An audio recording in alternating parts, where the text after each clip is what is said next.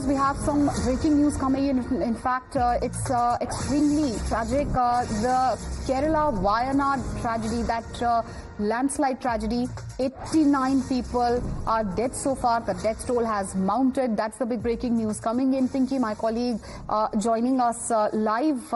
Pinky, the death toll in the tragedy is mounting. It's reached 89 now. Obviously, extremely disheartening news. What are the authorities saying? Are these numbers expected to rise or not? What are the latest, rescue and relief operations which are underway at the moment?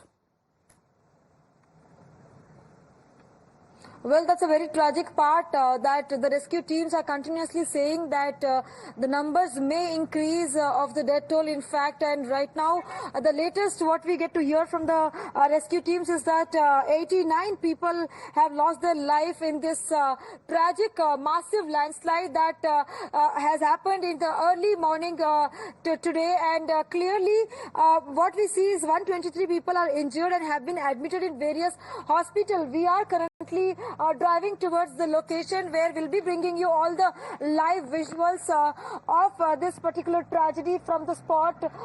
We have right now entered inside the Wayanad and crossing Sultan Bathery, as you see, and Times Now will be bringing you all the latest visuals from the spot. And clearly Indian Army, Navy, Air Force, every particular agencies have been called in for this rescue operation. SDRF, NDRF teams and also the local rescue teams are completely into this rescue work. Also, let me tell you that the weather update is red alert right now for the next 24 hours. That is actually causing trouble for this rescue teams, as well as continuous rains is in fact halting the rescue work as well. But clearly the rescue teams are into this rescue work, and they are assuring that whatever they can do before the sunset, they are trying their best to bring out those people who are trapped inside. But even now what we hear from the ground zero is that more than 100 people are still trapped inside this debris,